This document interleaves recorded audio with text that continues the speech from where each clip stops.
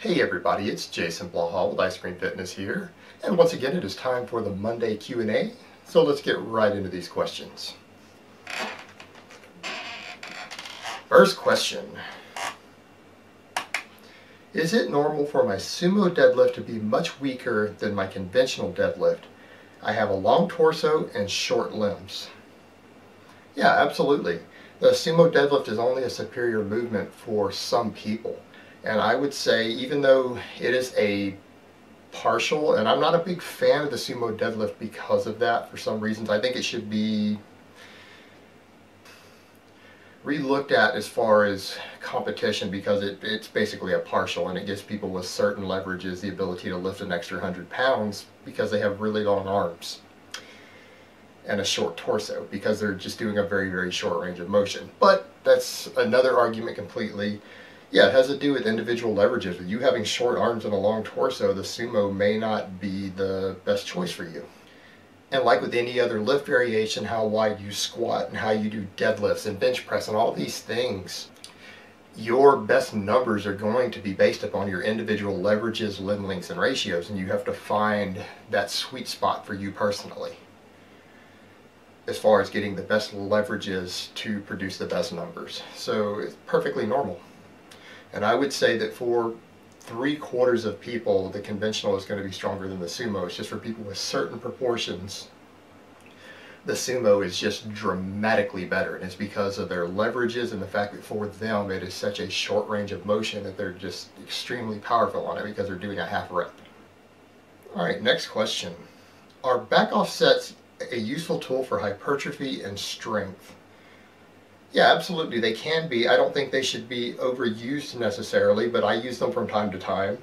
And what is meant by a back-off set, guys, is that when someone usually is doing somewhat heavier work, maybe doubles or triples or even stuff down in the 5 to 8 rep range, and then after their last set, they'll do a back-off set with high reps with a much lower weight of 10 to 12 reps or so. And they'll take it to failure or close to failure. And yeah, that is a proven method to induce extra metabolic fatigue and to again hit some of the upper threshold fibers with the last few reps.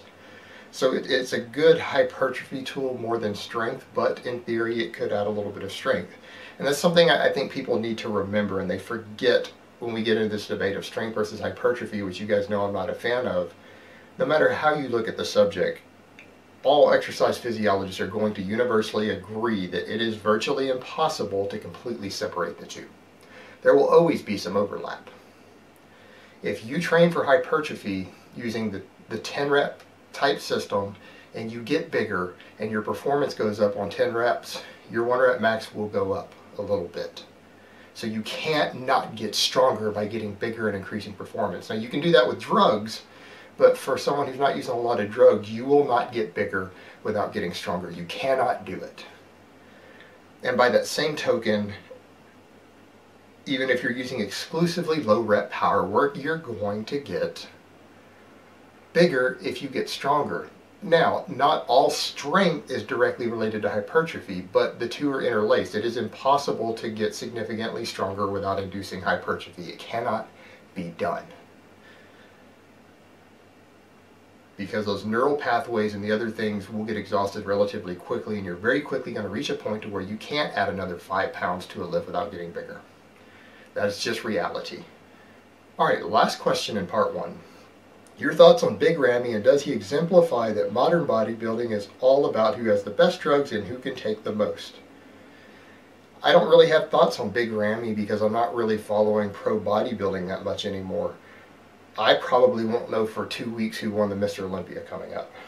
But I think that does exemplify it. Bodybuilding, pro bodybuilding has been that way a long time. It really is not about training knowledge or even diet knowledge because, let's be honest, most IFBB pros aren't qualified to coach a high school football team in the weight room.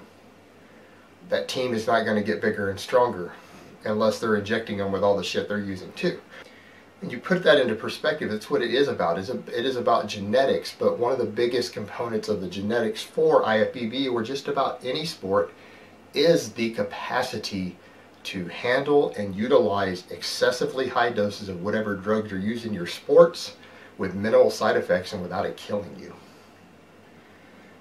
And that is one of the traits of an IFBB pro, is the ability for them to handle massive amounts of drugs with minimum side effects.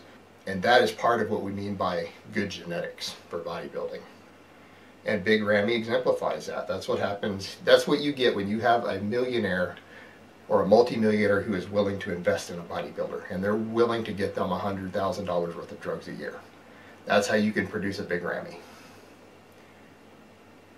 And people need to be aware of that. You're not going to create an IFBB pro physique on $5,000 or $10,000 worth of drugs a year. Best of luck to you. Alright guys, so that's really all I have to say on that today. I hope it's been informative, and I will talk to you next time. But let me give you guys a bicep shot before I go.